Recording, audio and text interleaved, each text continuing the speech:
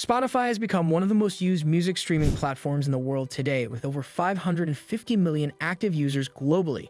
But have you ever wondered how it all started? How did a young kid from Stockholm, with a passion for music and technology, change the way we listen to music forever? This is the fascinating story of Daniel Ek, the man who created Spotify, and how his journey from a teenager in Sweden to the CEO of one of the most successful tech companies in the world unfolded. Chapter 1. The Early Years of Spotify. Daniel Ek was born on February 21st, 1983 in Stockholm, Sweden, into a family that was not particularly connected to the world of business or tech. However, he was always drawn to technology and computers. As a child, he was fascinated with how things worked and often spent hours dismantling gadgets to see what was inside. By the time he was 13, Ek had already developed a knack for coding. He wasn't just making simple programs. He was building websites. At a young age, Daniel's entrepreneurial spirit kicked in. He would design websites for people, earning payment in ways that most people his age wouldn't have considered: guitars, video games, and other tech products. At 14, he was already running a small business from his bedroom, earning more money than many adults in his circle. By 18, Daniel was making a six-figure salary from his web development work, which surpassed what many of his teachers made. This early success gave him the confidence to pursue a future in tech. But it wasn't just the money that drove him. He loved the challenge of solving problems, and by the time he reached adulthood, Daniel had set his sights on something bigger: the music industry. "I knew that I wanted to make a huge impact, but I had no idea exactly what that would look like at the time," Daniel said in an interview. Chapter 2. The Frustration with Music Piracy. By his early 20s, Daniel Ek had already worked in the tech industry and was involved in several ventures. But in 2006, he started to focus on an issue that had been frustrating him for years: the growing problem of music piracy. Music sharing through peer-to-peer file-sharing programs like Napster and LimeWire was becoming rampant, and artists were losing millions in potential revenue. The internet made it so easy for people to access music without paying for it, which hurt both the artists and the music industry.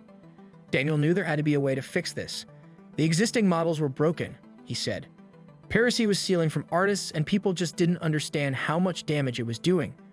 Ek's frustration grew as he realized that the only way to make a change was to create a new platform, one that would allow users to access music legally without the piracy, but also make sure artists and labels were compensated fairly. With a vision to bring music to people's ears while ensuring that artists were paid for their work, Daniel reached out to his longtime friend, Martin Lawrenson, to help bring his idea to life. The two of them had previously worked together on a startup called Doubler, a successful online advertising company. They shared a common interest in innovation and quickly began to see the potential in Daniel's vision. Together, they founded Spotify in April 2006, with the goal of building a streaming service that could outsmart piracy by offering an easier, legal alternative to downloading. By 2008, after 2 years of intense development, Spotify launched in Europe with a unique freemium model. Users could listen to music for free with occasional ads or pay for an ad-free experience. But the real breakthrough came when Spotify offered millions of tracks for its vast catalog, partnered with record labels, and implemented a system that paid royalties to artists every time their music was streamed. The service quickly gained traction, and by 2011, it expanded to the United States, marking a significant milestone for the company. Within the next few years, Spotify would go on to become a global force in the music industry, disrupting the way we think about music ownership and consumption. Chapter 3. The Challenge and Breakthrough. Now that may seem like Spotify had it all rosy, but actually, they started on a very rough road. One of the most significant obstacles Daniel Ek and his team faced at the early stages was convincing record labels to get on board with Spotify. Many in the music industry were skeptical about the idea of giving away music for free. The idea of paying artists by streams rather than physical album sales was revolutionary, but also risky. Spotify's model faced resistance from major labels like Sony, Universal Music Group, and Warner Music Group, but Daniel Ek was determined.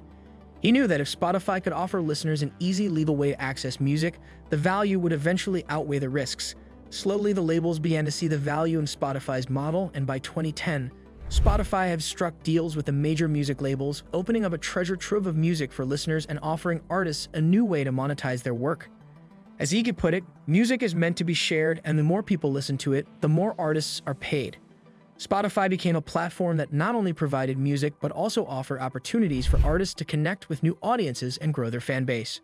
The platform's algorithm, designed to recommend songs based on user preferences, was groundbreaking. Spotify knew exactly what users wanted to hear, and its playlists like Discover Weekly and Release Radar became a hit among users. The platform also introduced new ways for users to experience music, from podcasts to exclusive content. In fact, by 2020, Spotify had expanded beyond music into the world of podcasts, acquiring podcasting giants like Anchor and Gimlet Media, and by 2023, Spotify had reached more than 550 million users globally. As of now, Daniel Ik's Spotify journey continues to evolve.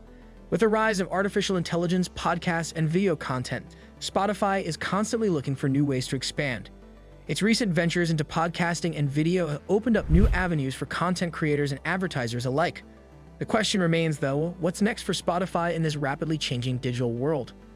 Will Spotify continue to dominate the streaming landscape, or will new competitors emerge to challenge its throne? Let us have your thoughts in the comment section. If you enjoyed this video too, subscribe and be sure to check out how Samsung is taking over Apple. Until next time, stay inspired.